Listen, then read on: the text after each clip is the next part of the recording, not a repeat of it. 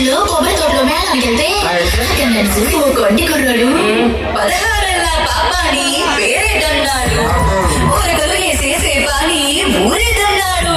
మీ ఊరొత్తే ఇంటికి వచ్చే దారేదన్నాడు. ఇంటికి వచ్చి నిన్నే పిలిచి వరసేదన్నాడు. ఆ పేరు పారిజాతం మా పూర పెద్దాపురం వెరకేది కడని కోరు పాపనా